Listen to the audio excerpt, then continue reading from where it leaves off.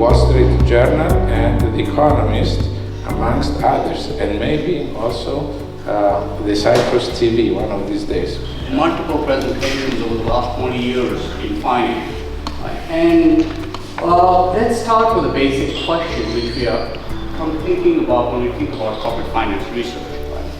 So the major problem every one of us is faced with is endogeneity.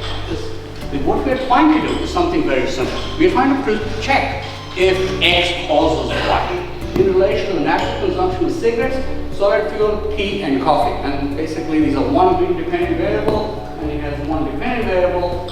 So how do we solve that problem? Well, a number of ways. So simple way is time data. So for example, you put in firm fixed effects, you put in industry fixed effects, you put in year fixed effects, you can put in all sorts of fixed effects. And I've done this.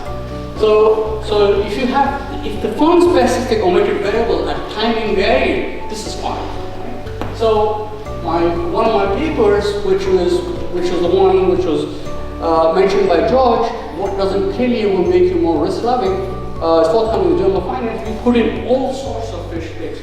We have year-of-birth fixed effect, we have state fixed effect, same problems. Okay. Then there's another approach where you use instrumental variable. So you find a variable that's correlated with X, but it's unlikely to be correlated with the omitted variables. I can come up with a story. Right? It may be totally BS, and by BS I'm not referring to black holes, but you know, I can still come up with a story and I can test the story. And that's what I did with the Journal of Finance paper I was talking about. Big. So, but again, coming back to how we tell our students, your PhD student comes to you and says, look, we want to do research. How should we do research? You don't start by saying, hey, see what data is available and see if you come up with a question. Right? We don't say that. What do we say? We say, think about a question. What's interesting to you? Look at what you find interesting. Right? Think about at least one acquisition, and then some of them continue acquiring, and some of them stop acquiring. So what are the differences between the two? But on an ex-ante basis, not on an ex-post basis. I'll come back to that in a second. So we have about 58,000 acquisitions, and we find about half of them make one or two acquisitions over the entire period. About 4% of them, we find that some acquirers appear to become serial acquirers, mainly because they're efficient, they're large, and they keep buying because they're able to convert more less efficient targets, and you know, keep on going. They don't really care about the market return. Because it turns out the market returns are actually worse every time they buy, but they don't care, they keep buying. Right? So he called me and he said, what should I tell this guy? Should you say debt or equity? Because I can think of pecking order stories, I can think of these stories, but what do you tell him on the ground? What's a good thing to do? And so the second impetus was because around that time I had actually been, and some of us have this experience, looking at firms. So listed here is basically very simple. Turns out, got a big sample of firms that are doing something and don't tell our MBA students about it all. Right? It's an interesting thing. We don't do anything about it. Now, what happened with this paper? Okay. As you know, I edit the British Journal Management. The thing about the journal, the advantage is it is a 4-star journal, and it's also a general journal. It covers the whole field of business and management. We just looked at the other two elite lists, Dallas and FT. We're stopping doing that, so we're using the same methodology for the Journal of Distinction category. Would a referee be interested in reading it? So in most cases, we have a 40% desk rejection rate within 3 days. And I write a referee report for each of those. But my referee report will say why I don't think it's worthwhile sending it to So I want to know the bottom line. Don't judge me around. I want to read a 100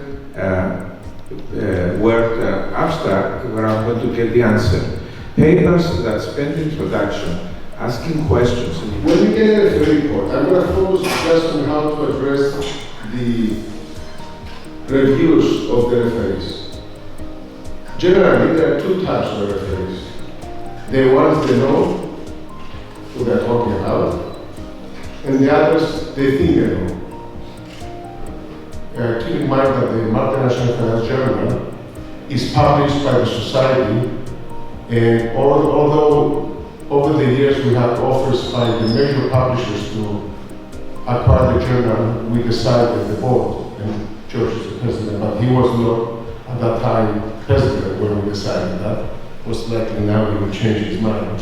So, just to confirm that when you stood, in other words, you may be interested in a study of a small country like Cyprus, but you have to find something really interesting, or no, Cyprus is too small. There's no such thing as Something different from really what we know. the key idea to one firm. The key idea has to be, is this an interesting economic question?